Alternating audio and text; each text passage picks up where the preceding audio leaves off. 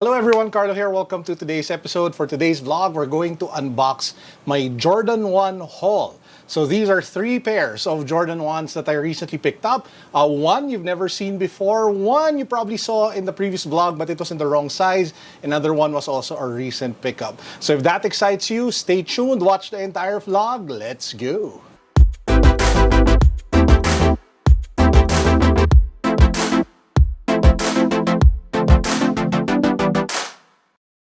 Now, before we get started, let me just give a quick shout out to the sponsor of today's video, Rose Gold and Black. Guys, if you're looking for accessories to level up your style, especially now that we're getting back into the world after the lockdown, you might want to check out the awesome accessories that they have for sale, including their beaded bracelets. This is a staple of mine.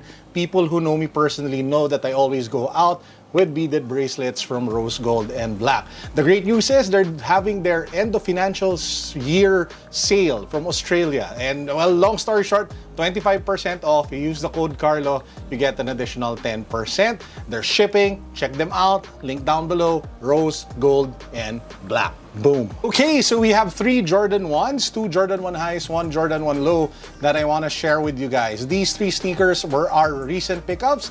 I bought them literally in the last week or so, mostly online. And the first shoe is this. This is the Jordan 1 high Court Purple, if I'm not mistaken. I think that's the name. And as you guys can see, it comes in your typical black-red Jordan 1 box. This is in size 13, and you see the colorway over there. If you pop the box open, bam, bam, this is what the sneaker looks like.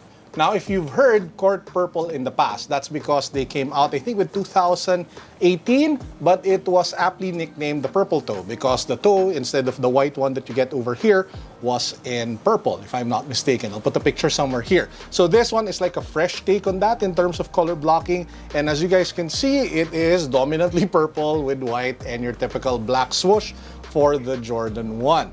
Now, what's so special about this shoe apart from the colors? Well, it is your typical Jordan 1, and subjectively, it depends if you like the color purple with your kicks. And if that's something that you like, if that's something that you appreciate, then you might want to rock this one.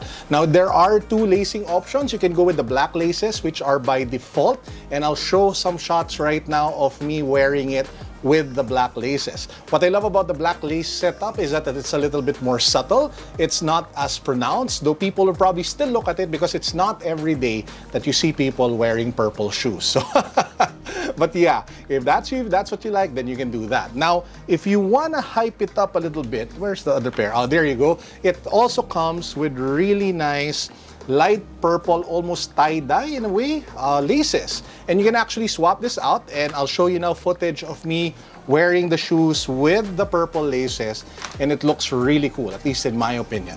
And if I were to wear it, that will probably be the way that I do, but that really depends on the mood that I'm feeling for that day, because I typically just wear very plain sneakers throughout my workday. Well, before the lockdown happened. It's kind of hard to wear really loud shoes if you are in a corporate environment like me, but in the days that it's relaxed or even the evenings when I want to go out, that's when I kick back a little bit and relax and probably wear still subtle, not too loud sneakers. Now, one thing that this shoe reminds me, for some reason, maybe it's because I am a huge Dragon Ball Z fan, you can probably tell by all the Dragon Ball Z Funko Pops at my back, is one of the most kick-ass villains of Dragon Ball Z. You probably know him, Frieza. And while I was putting the shoe on, especially when I was wearing it with the purple laces, I couldn't help but remember the Adidas Dragon Ball Z Young One Frieza collaboration. And I actually took it out and took a couple of on-feet shots just to show you guys and make you remember what that sneaker is all about.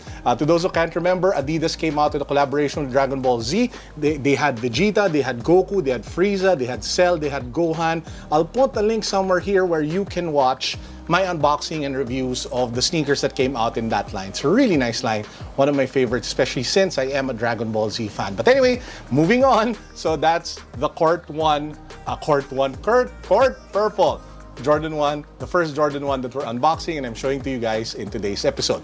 Let's move on to the second sneaker. Second Jordan 1 is also a Jordan 1 high, and I actually unboxed and did a review of this already on the channel, but I just want to show you guys because this actually arrived almost the same time as the Court Purple. I just wasn't able to show the Court Purple in that video. So this is actually the Royal Toe So I did a video on this, put a link down below if you guys haven't seen it yet. I went through also the 2 lacing options. You can wear it with the blue one if that's how you feel like wearing it, or you can also wear it with the black laces.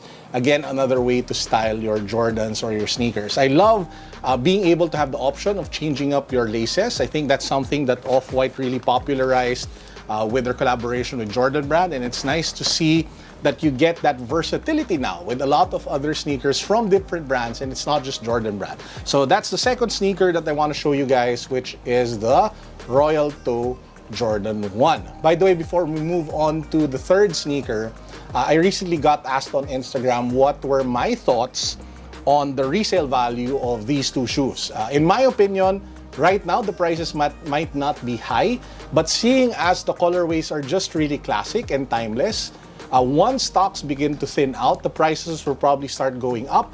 And if you are a reseller, if you are somebody who invests in sneakers and sells them later on, I think this will see an increase steadily over the next few months or over the next few years. Not massive increase, like for example, the Game Royal, or was it the Game Royal or the Rookie of the Year? Because that one was selling for like almost just a little above retail, then it just shot up like crazy when the Travis Scott became so popular.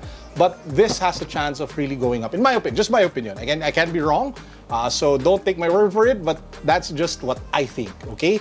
Now we move on to the third sneaker, which will obviously become more expensive over time.